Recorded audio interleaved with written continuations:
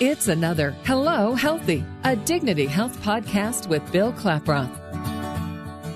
Lung cancer is the most common cause of cancer-related death for men and women, outnumbering colon, breast, and prostate cancers combined.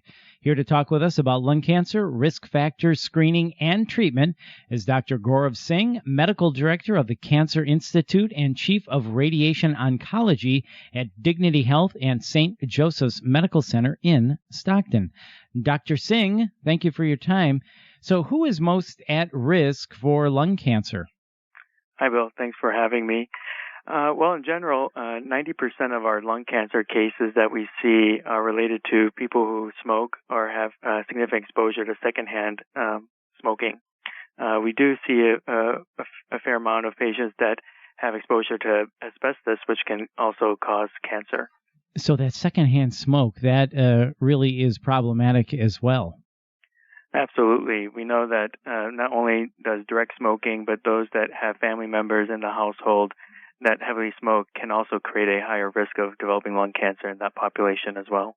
So is it true that if you were or are a heavy smoker, you could possibly be living with lung cancer and be unaware of it? Yes. Most times lung cancer starts off as a small cancer in the lung, which does not cause any symptoms, and patients may be unaware of that. It is usually when the symptoms arise that when the cancer is detected. However, at that point, patients who have symptoms from lung cancer usually present with advanced stage 3 or 4 disease. So what are the signs and symptoms of lung cancer? Generally, we see patients that have lung cancer. They develop a cough early on, possibly some shortness of breath.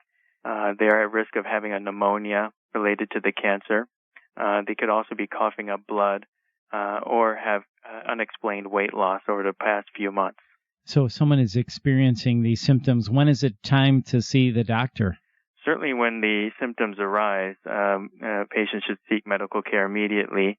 But I would say more importantly, if you are a smoker, patients should visit the doctor regularly and to determine whether they're candidates for lung cancer screening in an effort to detect the lung cancer prior to developing symptomatic lung cancer.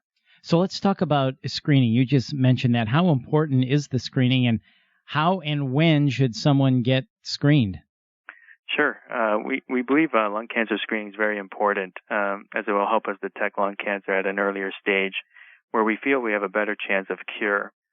Studies have shown that lung cancer screening reduces the risk of dying from lung cancer by approximately 15%, which is significant in our oncology world. Patients can ask their primary care doctor about lung cancer screening programs to determine if they qualify. And if they do qualify, then the patients can be enrolled in a lung cancer screening program that typically offers a yearly low-dose CT scan of the chest to detect early signs of lung cancer. We do have a program here at St. Joseph's Cancer Center in Stockton, and most cancer centers in other geographical areas will have a program or at least have access to one in which the patients can inquire. So like we undergo a colonoscopy for colon cancer, for a smoker, should these types of screenings be mandatory or guidelines? Like when you hit a certain age, make sure you go in for your lung cancer screening. Absolutely.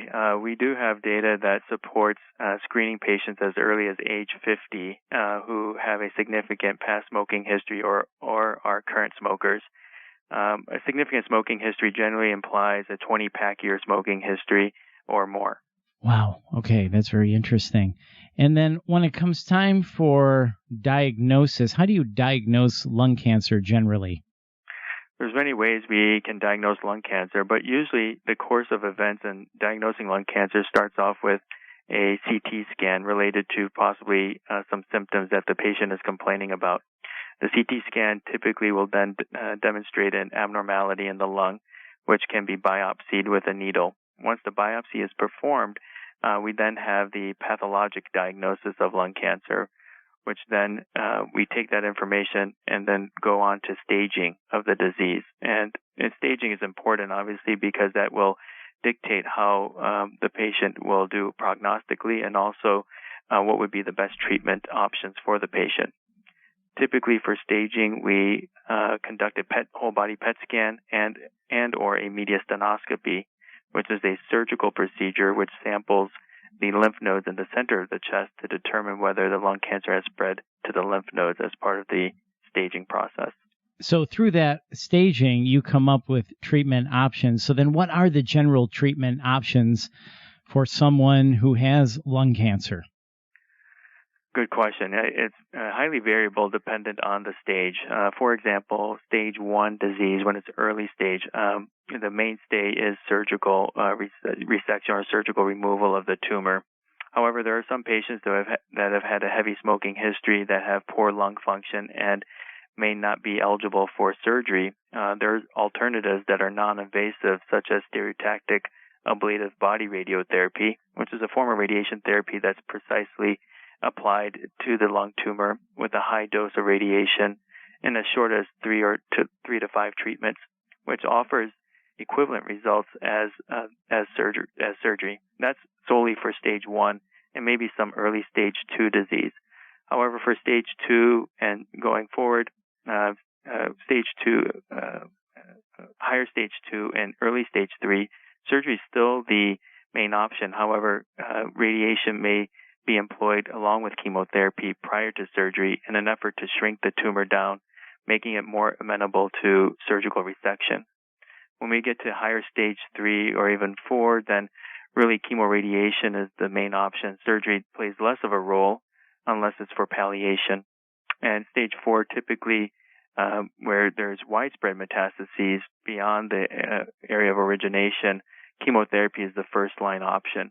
So it really is important to not only gauge the performance status of the patient, how healthy they are outside of the cancer, but also to properly stage them prior to making the treatment recommendation. As you can see, there are many treatment options available that would be determined to be appropriate for each stage of disease.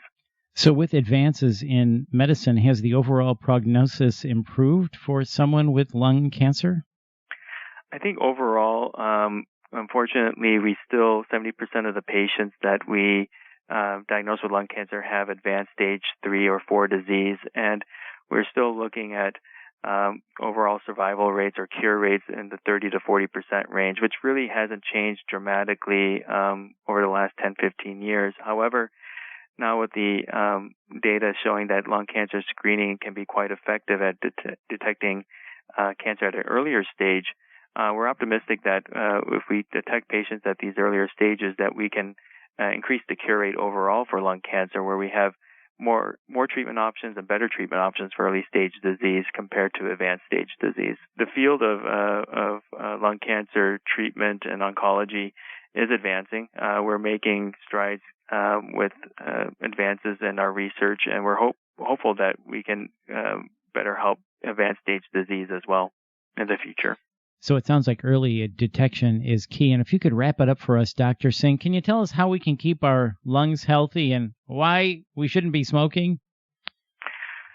Sure. Well, I would say keeping lungs healthy, one way to do it would be exercising regularly and eating a healthy diet, as would keep all your organs healthy for that matter. And smoking, we know from studies that were done in the 1950s and 60s onward that carries an increased risk of developing lung cancer, and it's something that we can prevent by abstaining from smoking, and as a community to encourage others to quit smoking because the risk is so high of developing lung cancer in that population.